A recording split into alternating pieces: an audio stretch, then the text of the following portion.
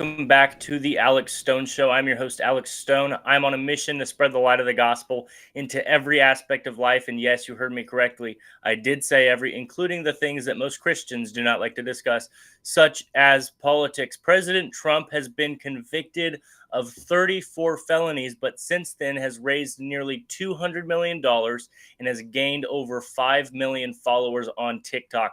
What is next for President Trump? That's what we're talking about in today's show. With me today is a man that I've become close friends with, a very special guest. He's an author, he's a podcaster. He is known by many as the next Rush Limbaugh. Please welcome my good friend, Doug Billings. Doug, how are you doing today? Alex, always good to be with one of the most famous premier Generation X or Generation Z. You see what I did there? I put you where you didn't belong. Generation Z. And I think that when you talk about President Trump, Generation Z doesn't get a lot of press in the mainstream because they don't like to talk about the fact that Generation Z is going towards President Trump in huge numbers. And I want to thank you for being one of the driving forces behind that. Generation Z and you and the work that you're doing. I'm just honored that you're my friend, happy to be here. And I tell you what, the work that you're doing is incredible, Alex.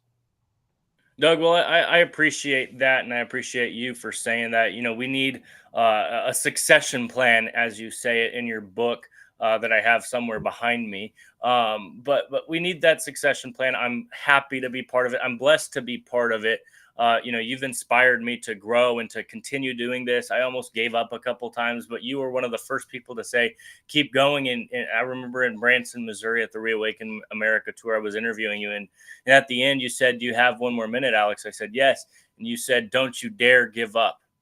Don't you dare give up. And I haven't given up. I'm still going to this day, going strong. God has blessed that. And I'm glad to be doing what I do, reaching thousands and thousands of people with the gospel and with the truth about what is actually going on in the United States of America today. Doug, I mentioned at the very beginning, talking about obviously President Trump has been convicted of 34 felonies. But since then, he's gained so much support, not just financially, but also he started a TikTok account, which he used to be against, but he realizes, like you said, the importance of Generation Z, and Generation Z is on TikTok. So he started a TikTok account and has gained 5 million followers, at least since he started.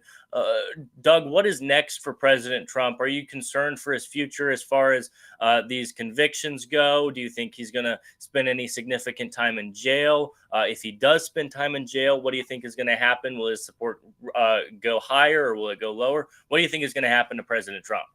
You know, the irony of all ironies throughout all of this, Alex, is that no matter what the radical left mob throws at President Trump, his popularity and his favorability within the polls and within the public skyrockets. You know, you have liberal people on social media of all types and all levels. Some of the radical extreme liberals and even members of their hierarchy, for example, James Carville, who was a key element of the Hillary Clinton campaign, Obama, and so forth. He's up there posting things like, what are we doing? What is our strategy? Because it is obviously not working. This lawfare is having the opposite of effect of what we wanted. And you've got Bill Maher, who is obviously a raging liberal. Now, Bill Maher, every once in a while displays a little bit of an intellectual maturity, but he's out there condemning the approach. He does not agree with this approach of the left. You have left-wing activists and billionaires that are now donating money. Sean McGuire comes to mind. Sean McGuire, huge supporter of Hillary Clinton in 2016, just announced yesterday or the day before yesterday, he's donating $300,000 to the Trump campaign.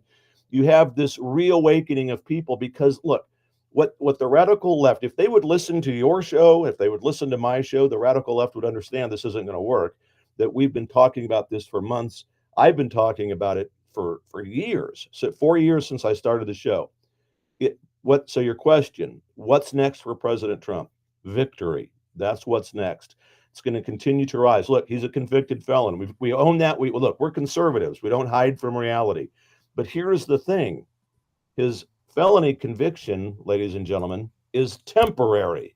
This is going to be overturned in the appeal process. It's almost as if the judge was purposefully trying to screw things up so that it would have an easy pathway through the appeal process. Now, I know that's not what he was doing. He's just inept. But it's as if they've given us a huge gift. So the left is enjoying the day, their 15 minutes of fame, if you will, because they're calling Trump the felon and this and that. What they won't do is after the new year, once he goes through the appeals process, he's elected in presidency in November, he ascends and takes the oath of office in January. The appeal process will probably flesh itself out sometime in February, March. He's going to be the formerly accused and currently vindicated president of the United States. It's all going to be fine. Now, that doesn't mean that we become lackadaisical. It doesn't mean that we rest on our laurels. We, as conservatives, have a lot of work to do. We have to secure these elections. Clearly, they've been trying to interfere with it with Trump at trial, but we've got to get Mhm. involved at a local level. You and I know, with our mutual friend General Flynn, that is our marching orders to get Yes. involved in the local level, protect those election polling places, and make sure that they don't engage in cheating there as they did last time. And I think that we're going to prevail. I really do. So Trump will be fine. All of this for Trump, as my dad used to say, it's like water on the wing of a duck. It just rolls right Right. off, doesn't affect them. He marches forward. And then in the meantime, you've got Dementia Joe in the White House trying to figure out what kind of soft meat he's going to eat for lunch. I find it very interesting, Doug. The response that President Trump has gotten on TikTok, especially since starting that. He was at UFC, and Yeah. he was introduced by the head of UFC on TikTok. He said the former president is now on TikTok. It got millions and millions of views. He now has over 5 million followers, Mhm. and with that, President Biden, or former Vice President Joe Biden, I should say, he only has 350,000 followers on TikTok, and he's been on there for 4 months. What do you think that says about the Generation Z voter demographic when it comes to them being on TikTok? Do you think they'll vote for President Trump in November? I think, when I look at news articles and so forth, Time Magazine, Newsweek had articles, and these are liberal media outlets, Time and Newsweek and so forth, all of them writing these articles and posting things about how Gen Z is going towards Trump. The polls, I look at polls and I take a mix of some of the aggregate of several polls, and Gen Z moving towards Trump. TikTok, look, you're the one that convinced me to get over my fear of TikTok. You said, hey, if China wants my stuff, they can get my stuff anywhere. What am I afraid of TikTok for? And I kind of Right. thought about that. And I go, Alex Stone, you're right, young man, you're right. So I'm on TikTok, and what I'm noticing is TikTok is great. It's going straight up as far as the engagement, the videos, and so forth. Whereas on X, I feel like I'm throttled a little bit. So with Trump, what I think people are doing, and why he has so many and Biden has so few, to be honest with you, I think with Trump, many people just want to see what he says. It's kind, they just want to see what he says, how he responds. They may not be voting for him, okay, but they want to see what he has to say. But I'll take that. I'll take it because in all of his posts and whatever he says, people are drawn in, and not everybody, but a good number of people will look at his posts and his comments and go, you know what? He's just saying it like it is. In fact, he's saying it like I wish other people would say it. It's the reason Mhm. we fell in love with Trump in the first place back in 2016. He just Right. is not politically correct. He says what's on his mind. He cuts right to the chase. And so he's got these millions of people, 5 million, according to your numbers, that are following him. Meanwhile, Joe Biden, juxtapose Trump to Joe Biden. Joe can't say anything clever and witty unless it's written for him, and he can't unless he's on his medication. He can't engage in any kind of a back and forth with you. Forget it. That's why I'm so interested to see these debates that are coming up. He is out of it. He's out of it, and so people who just feel like they're loyal to him will log in and become his followers. They're not really interested in what he has to say, but they don't like Trump, so they're going to sign up and follow Joe. So that's the difference. People are really interested in Trump, and people just feel this cursory loyalty to Biden, and so they become his father. It's really a whole, and that's the difference. And what you're looking at there is the difference between excitement and passion versus the loss of someone's mind who's not in control anymore. And I'll just end Mhm. this my little thought here. This is a true story. I may have told you this before, but in Russia, and this is not a joke. in Russia, they use images of Joe Biden for posters to advertise dementia facilities. I mean, it's Hmm. really sad and funny all at the same time. It is very sad. The United States has become a joke all across the world. They don't respect the United States of America anymore because they know that we have a weak leader. When Tucker Carlson was interviewing Vladimir Putin, he asked Vladimir Putin directly, "Do you prefer Biden or Trump?" And he said Biden. You know why? It's because Biden can be controlled. He's a puppet. And I don't care what any liberal person thinks or says. President Trump is not in cahoots with Russia. There is no Russia propaganda that the United States of America and Donald Trump and Vladimir Putin are in cahoots. That's not a thing. That's been disproven. Please stop putting it out there, Jim Stewardson. Okay, President Trump is the strongest president that we have had in a very long time, probably since Abraham Lincoln. And as you say, Doug, he's probably one of the most substantial as well, that he actually got stuff done. He actually had an America first agenda that he went in there. He wasn't this politically correct person as we say. He was someone who was against the system because he understands and realizes the corruption of it, and they couldn't be bought because he was already a billionaire. President Trump is the most important and most substantial and strongest president that the United States of America has ever had. And it's a shame that we are in the United States of America, where we're supposed to be the land of the free and the home of the brave, yet this is happening to a former president of the United States. It's disgusting, it's wicked, it's evil, and it's time that we, the people, rise up against it. We There's been enough of, oh, we're just going to sit back and let it happen and let it play out. That's why we are where we are today. It's because we've let it play out. Well, it's time that we stop that and we get involved once again. You're spot on, Alex. Spot on. I think that, and you're right, the most substantial president in our history. Now, keep in mind, the words are important. I'm not saying the best president, I'm saying the most substantial. I rank him among the best. Uh, you look at Mount Rushmore. Every one of those men who are up there during their time played a pivotal role in the presidency of the United States. And I would make the case that during this time, a time such as this, that President Trump has played the most substantial role in at least 4 or 5 generations of people within this republic.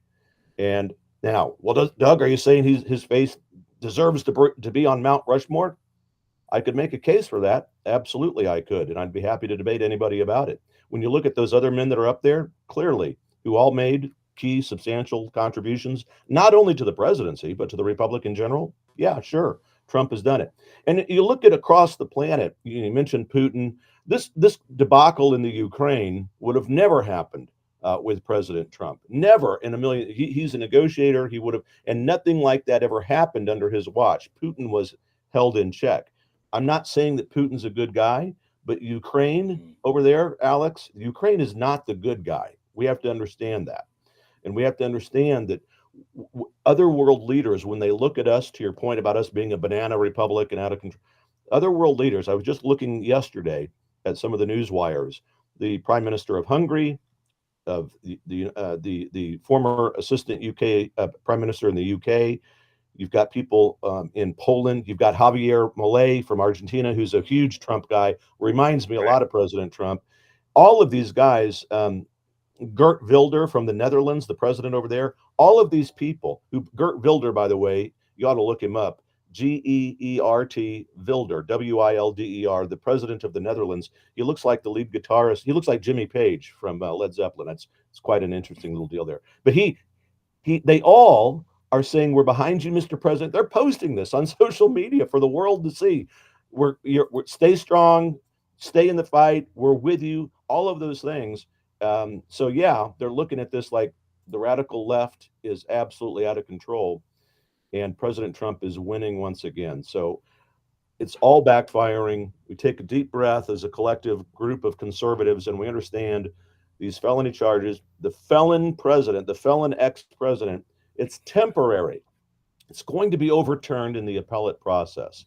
In fact, I would mark this. I want people that are watching this bookmark this show with Alex Stone, because what I'm telling you is that every single one of the charges that Trump will face will be overturned. If he has a setback, if he doesn't win in the lower courts, they'll all be overturned. Mark my words.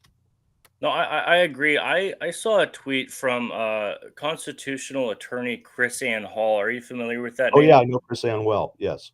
So I saw her a little bit a few days ago. She's very, smart when it comes to all of these things. I'm looking He's for a the tweet constitutional now if I attorney. can't Yeah, find it. Right. yeah. I'm looking for her tweet now, but if I don't find it, I'll paraphrase.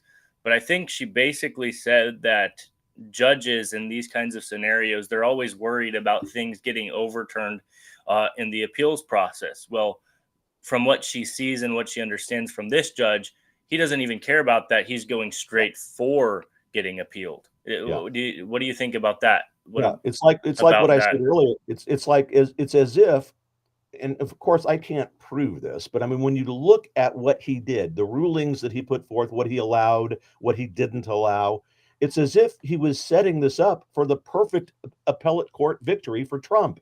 It's, I mean, the things that Trump wasn't allowed to do, astonishing. Couldn't bring in the key witnesses that he wanted, couldn't present evidence about election fraud and integrity issues. All of the, and I could go on, but suffice it to say, the judge Merchant in this case behaved, as I've been saying, as if he almost wants this thing to be overturned. So I agree with Chris Ann Hall in that assessment. Right. No. Okay. So I found the tweet, and she says, "I'm an experienced criminal trial attorney. Every judge I know is simply neurotic about being overturned. I can tell you for a fact that Judge Mershon is not trying to avoid being overturned on appeal. He's running straight at it intentionally, like a runaway freight train." Then she puts under that tweet, "The obvious question is why." The answer should be obvious. Should also be obvious because Mershon is not trying to convict Trump forever. This is just about the next 4 months. That's all he needs. You can quote me on that, Yeah. chrisanhall.com. This isn't about getting Trump forever. It's just about the 4 months, like she said. This is all going to be overturned, whether it's in the New York appeals court or if it goes to the Supreme Court of the United States directly. It's going to be appealed. President Trump is going to win. He will have all of these expunged from his record or whatever. He's not going to be a convicted felon anymore because it's all garbage. It's all nonsense. President Trump will become the next president of the United States once again. And we will go into 4 years of being able to be assured of our safety in the United States of America. Yeah, it's you're right. I look, so there's, before they get to the Supreme Court, there's two appellate courts they've got to get through. So in the appellate court of Manhattan, New York, there again, that's a bunch of liberals over there. So Mhm. we'll see how that goes. It should Right, be, to you and I, and to anybody who has any shred of intellectual maturity, it should be overturned easily. But if it's not, right. then there's one more step that they go to the and then if it doesn't prevail there, then they go to the Supreme Court. Now, there's a few people out there, maybe many people, wondering, well, why don't they just file an emergency appeal with the Supreme Court? Well, they could do that, and there is precedent for that. However, my as I watch this thing, the Supreme Court usually wants the appellate process to play out before they take a case. And since this really won't jeopardize Trump's, I mean, if they put him in jail, which they might, Alex. I mean, they might. I mean, who knows? At this point, we'll see. I've been trying to convince the Trump people to move the RNC convention to July 4th.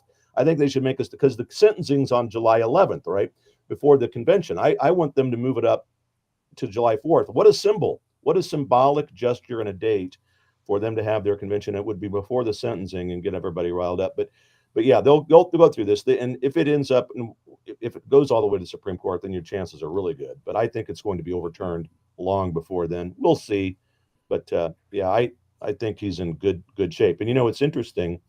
Biden, did you see Biden's response a couple of days ago when he was asked about it? He was walking off I did. stage and turned around and smirked.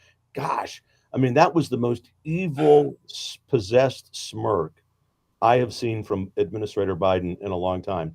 And then the very next day, which would have been yesterday, he starts.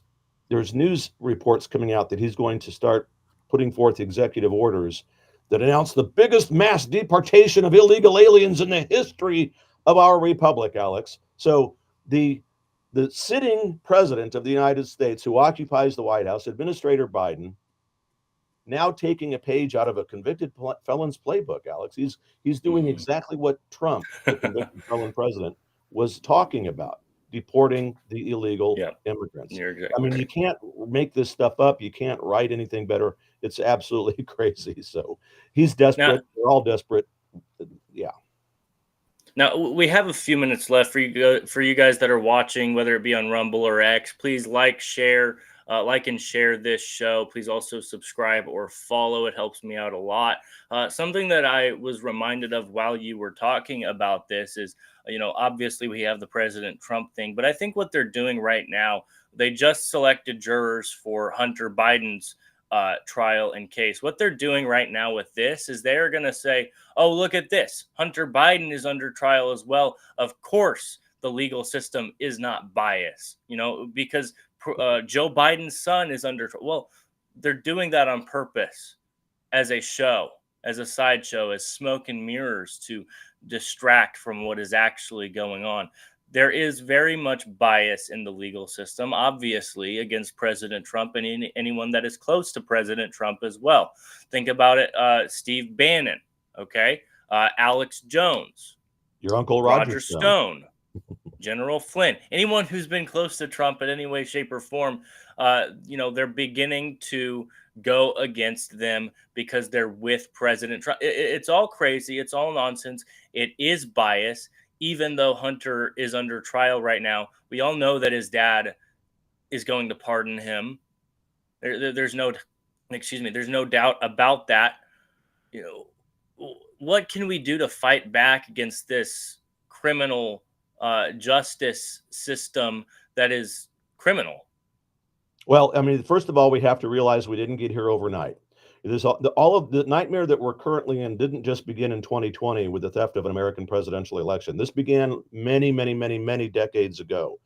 126 years ago, Andrew Carnegie, John Dewey, and John Rockefeller, all of them avowed socialists, got together, make a long story short, and they pooled their money and their foundational money to take over educational systems. If you want our money, you've got to put in the curriculums that we want. And they began to infiltrate young people, the educational system, and so forth and so on. And so, how do we fight this? What do? We get involved in our local levels and we vote them out. And I know a million people just hear me say that and they go, oh, God, vote them out. That's going to take forever. What do you mean, vote them out? I want people to go to Gitmo. So, this is not going to happen. There is going to be no great retribution with mass arrests of these people. I know a lot of people on the conservative side are hopeful for that. And some of them put this out. There's not going to be this. We're not going to SWAT people's homes. We don't look, what conservatives don't do is replace liberal tyranny with conservative tyranny. We don't do it that way. The way that we fight Right. back is we get involved in our local level and we do the hard work of determined patriotism. We get involved, we prevent the steal as best we can and get it out of there, get rid of the dang machines, return to Yep. election day instead of election month, and we vote conservatives in. That's how they did it. That's how they got here. They didn't get to power by swatting people's homes and arresting people. Now, they might have done that to other people once they obtained power, like Roger Stone and so forth, but they didn't Right. get into power by talking about rounding people up and retribution. They got into power because their side, people like you and me and in your audience, didn't get involved in their local level. That's exactly how they won. They became activists and we didn't. So we now are waking up to this. And thank God John and Jane Doe on the streets of America are going, this is not what I signed up for. I'm going to go get involved and I want to make sure that my local level. And ladies and gentlemen, one final thought. Take your eyes off of Washington, D.C. Forget it. Look at your local levels. Change never starts in Washington, D.C. It always starts at your local level. Vote your county commission conservative people in. Vote a constitutional sheriff in. Get on your school boards. And I know that nobody in their right mind wants to go to work or go to school board meetings after a long day at work. Nobody wants to do that. But that is determined patriotism. So that's how we Yes. win, Alex. No, you're exactly right. Something that we heard a bunch in 2015 and 2016 was, the silent majority this, the silent majority that, and I've been starting to hear it again for some reason. We need to stop being the silent majority. Stop being silent. Start to speak up. Start to stand up. Start to wake up, speak up, and show up. As our mutual friends David and Stacy Whited would say from the Great Flyover people. Yeah. Conservatives. That's exactly what we need right now. We do not need any more of this silent majority garbage, because the silent majority garbage has gotten us to where we are today. You need to stand up, you need to speak up, you need to show up and get involved in the local level. And as General Flynn says, local action leads to national impact. We see that all over the place. School boards flipping, library boards flipping, pornography being taken out of the schools rather than them being put in the schools. This is exactly what we need, and we need it now more than ever. Doug, thank you so much for taking time to come on my show. Where can people find you? Thanks, Alex. Always a pleasure. My website is dougbillings.us, dougbillings.us, and on X at Doug Billings. You can find me on Facebook. You can find me on Truth Social and Rumble and YouTube. And I would appreciate a follow and a subscription. Thanks, guys. Alex, God bless you. Thank you.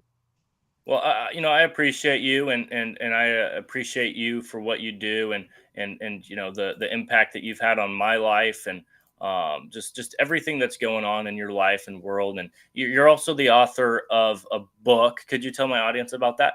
I could. Thank you for giving me the chance. It's a little book called Remaking the American Political System, and I wrote it with my friend Mike Beeler. It's kind of like a commentary on how do we reclaim our republic. It's been endorsed by a lot of good people. Our friend General Flynn, Devin Nunes, Mike Lindell, John Rich. It's about how we reclaim it, how we reclaim this republic that was inspired by God and codified by our founding fathers. So, how to reclaim America, how to remake our American political system. Thank you. Boom, Doug, I love it. Thank you so much for taking time to come on my show, guys. Also, if you go to mypillow.com and use promo code GenZ, that is GENZ, all one word, you can get a discount of up to 66% off of your order. One of the best deals that you could ever have. Guys, please watch this video.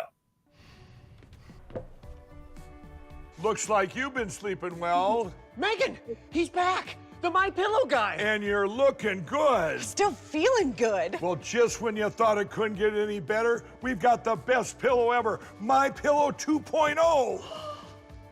When I invented My Pillow, it had everything you'd ever want in a pillow. Well, now there's new technology that makes it even better. My Pillow 2.0 has my patented fill combined with a cooling fabric with temperature regulating thread. My Pillow 2.0 is truly the next generation of My Pillow. Now's the time to go to mypillow.com or call the number on your screen. Use the promo code to save 50% on your MyPillow 2.0. Not only that, for a limited time, your entire order ships absolutely free. You're sleeping even better. And cooler, too. And you're looking good. Feeling good. I knew you would. mypillow.com.